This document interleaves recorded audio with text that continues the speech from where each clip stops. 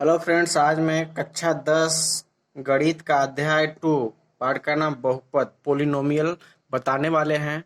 तो पार्ट 2 का प्रश्नावली बताने से पहले उसके पहले जो भी आपका सूत्र फार्मूला है, जो भी नियम लागू होगा उसके बारे में जान लेते हैं। तो उसके बारे में परिचय जान लेते हैं कि उसके बारे में परिचय का क्या क्या है। ठीक है, तो परिचय में नंबर 1 में है। तो परिचय में नंबर 1 पे है, एक घाती बहुपद को रैखिक बहुपद कहते हैं। एक घाती बहुपद हम कक्षा 9th में पढ़ चुके हैं। एक घाती बहुपद क्या होता है फिर से बता दे रहे हैं। एक घाती मतलब जिसके ऊपर घात एक हो, ऐसा बहुपद जिसके ऊपर घात एक हो उसे एक घाती बहुपद कहते हैं। जैसे में हो जाएगा 7x हो जाएगा, 5y हो जाएगा, मतलब कि x और y के पावर कुछ न हो या एक हो। ठीक है, एक छिपा रहता है। 9z हो गया, मतलब ये एक घाती बहुपद है। अगर यहाँ पे स्क्वायर कर दिया जाए तो यह एक घाती बहुपद नहीं रह जाएगा। मतलब जिसके ऊपर कुछ न हो या एक हो। ठीक है, मतलब कुछ नहीं रहता उसको एक मानते हैं। तो जिसके पावर, जिसे अचर पद के पावर क्या हो, एक हो, उसे हम एक घाती बहुपद बोलते हैं। और इसी एक घाती बहुपद को हम रैखिक बहुपद कहते हैं। नंबर 2 पर देखिए क्या है। नंबर 2 है, द्विघाती बहुपद को द्विघात बहुपद कहते हैं। द्विघाती बहुपद क्या है ये तो हम कक्षा 9th में पढ़े हैं। क्या होता है, जिसके पावर दो हो, जैसे 7x² प्लस 5 हो गया, 9y² प्लस 3y हो गया। मतलब जिसके पावर दो हो उसे हम द्विघाती बहुपद कहते हैं। और इसी द्विघाती बहुपद को हम द्विघात बहुपद कहते हैं। मतलब जिसके ज्यादा से ज्यादा पावर दो हो उसे द्विघात बहुपद बोलेंगे। इसी तरह तीसरा क्या है, तीसरा तीसरा है, तीन घाती बहुपद को त्रिघाती बहुपद कहते हैं। तीन घाती मतलब जिसमें अधिकतम घात तीन हो। जैसे हो जाएगा 7x³ plus 5x² plus 3x+2। मतलब जिसमें अधिक से अधिक पावर तीन हो उसे हम तीन घाती बहुपद बोलते हैं। और इसी तीन घाती बहुपद को हम बोलेंगे त्रिघाती बहुपद। एक ये हो गया, एक या तो 7x³ यह भी क्या है, त्रिघाती बहुपद। इसके बाद कुछ है या नहीं इससे मतलब नहीं है, लेकिन यक्स के पावर या कोई भी चर पद के पावर अधिकतम घात तीन होना चाहिए। जहां अधिकतम घात तीन होती है उसे हम तीन घाती बोलते हैं। इसी तीन घाती को हम त्रिघाती बहुपद कहते हैं। अगला नंबर देखिए क्या है। अगला नंबर है, एक द्विघाती बहुपद ax² plus bx plus c के प्रकार का होता है, जहां a is not equal to 0 है और a b c वास्तविक संख्या है। ठीक है, इसके कहने का मतलब है कि एक द्विघाती बहुपद का जो रूप होता है वह इस रूप का होता है। यानी कहीं भी द्विघाती बहुपद लिखा होगा तो इस रूप में लिखा होगा। ठीक है, ax² plus bx plus c के प्रकार का लिखा होगा। और इसमें a is not equal to 0 का मतलब है कि a जो है x² का जो गुणांक है a, वह 0 के बराबर नहीं हो सकता। या तो 0 से बड़ा होगा या तो 0 से छोटा होगा, लेकिन 0 नहीं होना चाहिए। और ए बी सी क्या है, वास्तविक संख्या है। वास्तविक संख्या तो आप लोग पढ़े हैं, आप लोगों को पता है कि वास्तविक संख्या कहते किसे हैं। वास्तविक संख्या है जो कोई भी संख्या, जैसे परिमेय हो या अपरिमेय हो, कोई भी संख्या होती है, या पूर्ण संख्या, पूर्णांक संख्या, सम संख्या, विषम संख्या, सभी संख्याओं का योग ही वास्तविक संख्या होती है। ठीक है, तो इसका मतलब है कि इस रूप का मतलब है, जैसे एक द्विघात समीकरण हो जाएगा। अगर मान लीजिए a बराबर 3 है, b बराबर 4 है और c बराबर 5 है, तो इस रूप का है, तो इसे हम इस रूप में क्या लिख सकते हैं, 3x² प्लस 4x प्लस 5। ये देखिए, ए की जगह 3, बी की जगह 4 और सी की जगह 5। तो द्विघात समीकरण का रूप इस प्रकार का होता है। इसी प्रकार का ज्यादातर द्विघात समीकरण आपको मिलेगा। ठीक है, अगला नंबर देखते हैं क्या है। अगला देखिए क्या है कि एक द्विघात बहुपद का अधिक से अधिक दो शून्यक हो सकते हैं तथा एक त्रिघात बहुपद के अधिक से अधिक तीन शून्यक हो सकते हैं।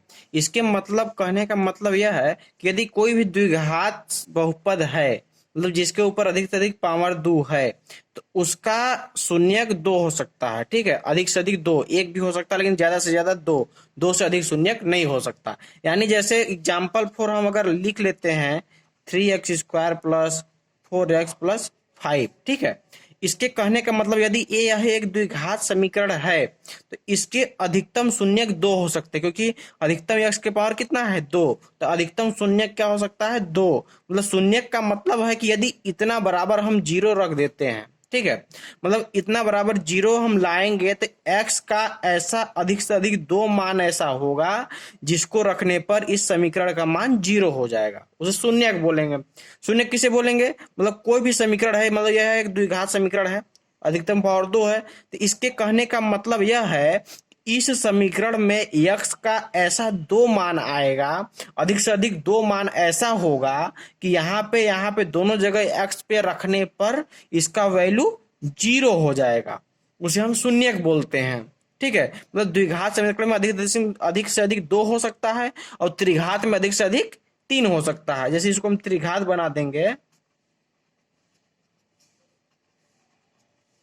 ठीक है, तो इसके कहने का मतलब x के पावर अधिक से अधिक 3 है, तो इसके मतलब यह है कि यदि इस समीकरण में x का ऐसा 3 ज्यादा से ज्यादा 3 ऐसा मान होगा जो हम x का मान यहाँ पे रखने पर इस समीकरण का मान 0 आ जाएगा। मतलब ऐसी 3 ऐसी मान होंगी जिसको रखने पर x इस पूरे समीकरण का वैल्यू 0 हो जाएगा। ठीक है, इसे हम त्रिघात बहुपद का हम शून्यक बोलते हैं। ठीक है, शून्यक का मतलब यही होता है कि उसके मान रखने पर यह शून्य हो जाए, उसे हम शून्यक बोलते हैं। तो त्रिघात बहुपद में ज्यादा से ज्यादा बोला गया है, कम से कम नहीं, एक भी प्लस एक माइनस एक कुछ भी हो सकता है, मतलब ज्यादा से ज्यादा 3, मतलब x का ज्यादा से ज्यादा 3 ऐसा मान आएगा जिसको रखने पर इसकी वैल्यू 0 हो जाएगी, इसे हम शून्यक बोलते हैं। ठीक है, तो बस ये जानते रहिए कि अगर द्विघात बहुपद है तो ज्यादा से ज्यादा 2 ऐसी x का मान आएगा जिसको रखने पर इसका वैल्यू 0 हो जाएगी। अगर त्रिघात है तो x का ऐसा ज्यादा से ज्यादा 3 ऐसी मान आएंगी जिसको रखने पर इसकी वैल्यू 0 हो जाएगी। जब सवाल हल करेंगे तो ऑटोमेटिक आपको समझ में आने लगेगा। अगला देखते हैं क्या है। अगला देखिए क्या है कि यदि द्विघात बहुपद ax square plus B X plus C के शून्यक अल्फा और बीटा हैं, तब अल्फा प्लस बीटा बराबर माइनस बी बट्टे ए और अल्फा इंटू बीटा बराबर सी बट्टे ए। अब देखिए इसमें क्या बोल रहा है कि यदि यह एक द्विघात समीकरण है और इनके शून्यक अल्फा और बीटा है, और ज्यादा से ज्यादा अधिकतर हम लोग अल्फा और बीटा ही शून्यक मानते हैं, अदर कोई ए बी सी डी नहीं मान सकते। ठीक है, तो इसको हम अल्फा बोलते हैं, याद रखिएगा, और इसको बोलते हैं बीटा। ठीक है, ये अल्फा होता है या बीटा होता है। एक और होता है गामा, इसको क्या बोलते हैं, गामा आगे आएगा। ठीक है, तो अभी हम अल्फा बीटा को लेके चलते हैं, मतलब कि यदि यह द्विघात समीकरण है तो ज्यादा से ज्यादा 2 शून्यक होंगे, हम शून्यक अल्फा और बीटा मान लेते हैं, तो इन्हीं दोनों शून्यों का मान अल्फा प्लस बीटा को जोड़ने पर माइनस बी बट्टे ए आएगा। मतलब बी की जगह जो भी गुणांक होगा उसको माइनस में और बट्टे ए इसको करेंगे तो वही संख्या आपस में बराबर आ जाएगी। यह एक सूत्र है, आगे चल के सवाल इस पे लगेगा। ठीक है, इसको याद रखने की जरूरत है। अल्फा प्लस बीटा बराबर माइनस बी बट्टे ए होता है और अल्फा इंटू बीटा बराबर सी बट्टे ए होता है। मतलब दोनों मूलों का अगर गुणा करते हैं आपस में, जो सी की जगह पर है सी और बट्टे ए जो है ए हो जाएगा। ठीक है, इसका मतलब यह है कि जैसे मान लीजिए एक हम उदाहरण देके समझाते हैं। मान लीजिए 3x square plus 4x plus 5 यह हमारा सूत्र है। ठीक है, अब देखिए इस समीकरण से तुलना करेंगे तो एक्स स्क्वायर के पहले ए है, तो एक्स स्क्वायर पहले क्या है 3 है, यानी कि ए बराबर क्या है 3 है, और एक्स के पास 4 है, एक्स के पास बी है, यानी बी बराबर क्या है 4 है, और सी की जगह क्या है 5 है, तो सी बराबर क्या है 5 है। ये हमारा है। अब इसको हम इस रूप में अगर लिखते हैं, यदि इन दोनों का ऐसा देखिए स्क्वायर है मतलब कि द्विघात है, मतलब यक्स का ऐसा 2 मान आएगा जिसको रखने पर इसकी वैल्यू 0 हो जाएगी। तो माना वह एक मान अल्फा है और एक मान बीटा है, तब इन दोनों को जोड़ेंगे तो क्या है माइनस बी बट्टे, और बी की जगह पर क्या है 4, तो -4 बट्टे ए की जगह पर क्या है 3, तो यह -4 बट्टे 3 के बराबर होगा। कहने का मतलब यह है कि यदि दोनों मूल हम निकाल देते हैं, दोनों को जोड़ेंगे तो वह -4 बट्टे 3 के बराबर ही आएगा। और दूसरा क्या दिया है अल्फा इंटू बीटा, मतलब दोनों मूलों को आपस में गुणा करेंगे तो वह सी बट्टा ए आएगा। सी मतलब 5/3, मतलब 5/3 के बराबर आएगा। ठीक है, यह हम आगे सवाल में हल करेंगे तो बढ़िया अच्छे से समझ में आ जाएगा। अभी जानते रहिए कैसे कैसे करना है। ठीक है, अगला देखते हैं क्या अगला देखिए क्या है, यदि अल्फा बीटा गामा त्रिघात बहुपद ax³ plus bx² plus cx plus d के शून्यक हैं, तब alpha plus beta plus gamma बराबर माइनस बी बट्टे ए। माइनस बी बट्टे ए वही है, ठीक है। अब अल्फा बीटा था तो अल्फा बीटा गामा तीन मूल है, क्योंकि त्रिघात बहुपद है तो इसके तीन मूल होंगे, उसका द्विघात है तो दो मूल था, तो तीनों का योगफल बराबर माइनस बी बट्टा ए होता है। और दो आपस में गुणा करके alpha beta into beta gamma into gamma alpha बराबर सी बट्टा ए हो जाएगा, ठीक है। और इसी तरह अल्फा बीटा इंटू गामा बराबर माइनस डी बट्टा ए फिर से हो जाएगा।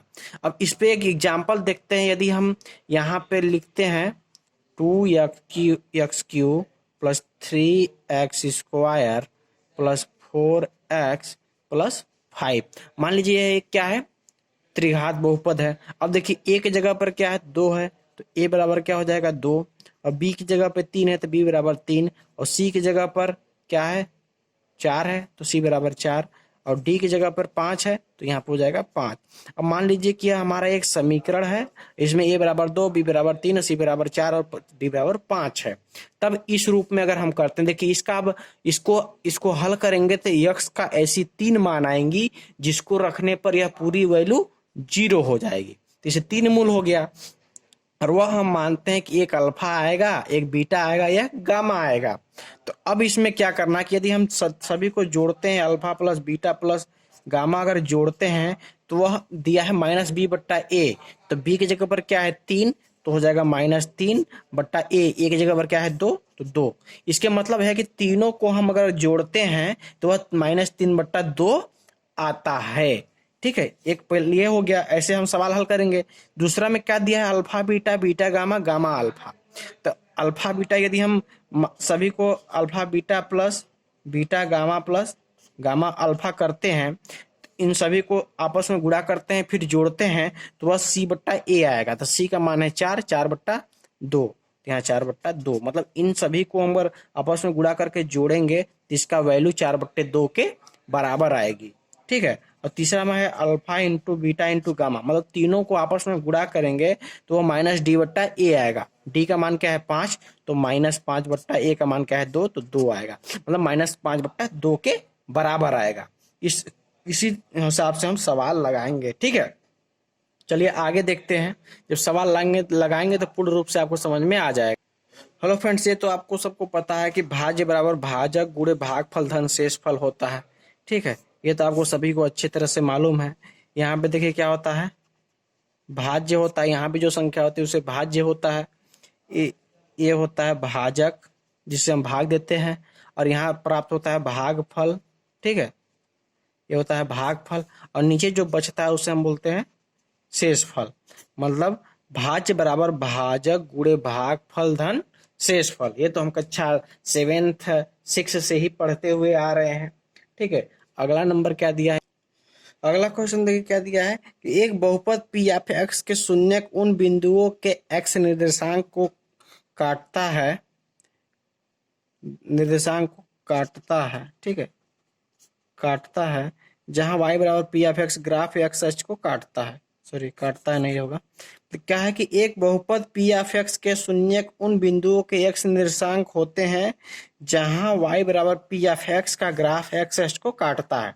देखिए यहाँ पे जो एक बहुपद पी एफ एक्स बोला है, पी एफ एक्स का मतलब क्या होता है, देखिए एक जो भी होता है हम लोग का अक्ष जो होता है, 2 अक्ष होती है, बीच में 0, यह होता है एक्स अक्ष होती है, और ये होता है वाई अक्ष होती है, ठीक है।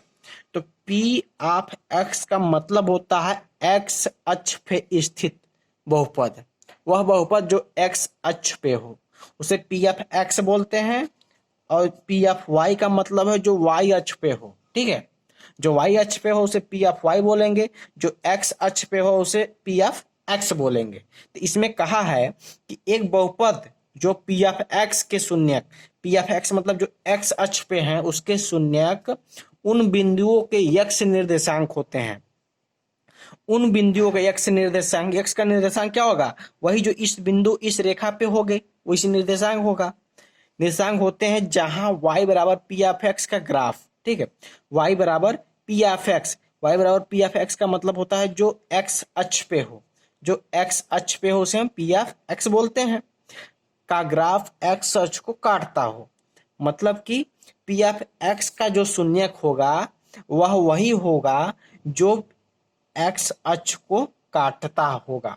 मतलब कोई भी एक बहुपद है, अगर वह एक्स अक्ष को जितने जगह पे काटेगा उतना ही उसके शून्यक कहलाएंगे। कहने का मतलब यह है, तो इस ग्राफ में एक्स अक्ष को पी ऑफ एक्स जो होता है वह एक्स अक्ष को जितनी जगह पे काटेगा उसके उतने ही शून्यक कहलाएंगे। जैसे मान लीजिए एक रेखा यह आ गया, तो यह एक्स अक्ष को एक और दो जगह पर काटा तो इसके शून्यक कितने हो गए?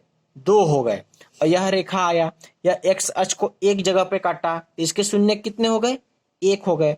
एक रेखा आया ऐसे, एक्स अक्ष को एक दो तीन चार जगह पे काटा तो इसके शून्यक कितने हो गए? चार हो गए। ठीक इसी तरह हम यह पता कर सकते हैं कि इस रेखा के शून्यक, इस बहुपद के शून्यक कितने हैं। ठीक है, द्विघात बहुपद के शून्यक या जो भी बहुपद है उसका शून्यक कितना है। ठीक है, तो इसी पर आधारित प्रश्नावली 2.1 है कि इसमें हम कैसे पता करें कि इसका शून्यक कितना है। ठीक है, तो इसको हम सिंपली क्या करेंगे, एक्स अक्ष पे, ये एक्स अक्ष जो भी देखिए यहाँ एक्स अक्ष एक जगह काटा, यहाँ दो जगह काटा, तो ऐसी कोई रेखा है जो अगर दो जगह काटती है तो इसका शून्यक कितना हो जाएगा? दो। किसका? पी ऑफ एक्स का। पी ऑफ एक्स मतलब जो एक्स अक्ष को काटता है। यदि यहाँ पी ऑफ वाई कर दिया जाए तो इसके एक शून्यक होंगे। क्यों? क्योंकि वाई अक्ष को यह एक जगह पे काटता है और यहाँ पे पूछा है पी ऑफ एक्स, इसलिए एक्स अक्ष को जितने जगह पे काटेगा वह उसका शून्यक कहलाएगा। तो फ्रेंड्स, अब अगले वीडियो में हम प्रश्नावली 2.1 बताएंगे, जिसमें हम जानेंगे कि एक रेखा जो भी डायग्राम बनाया हुआ है उस हिसाब से हम देखकर कैसे पता करें कि इसकी शून्यक कितनी है। ठीक है, सो गाइस, अगर आपको मेरा वीडियो ये पसंद आ गया होगा तो लाइक कीजिए, सब्सक्राइब कीजिए एंड शेयर कीजिए, ताकि आपके सिवा आपके फ्रेंड्स भी इसका लाभ उठा सकें। धन्यवाद।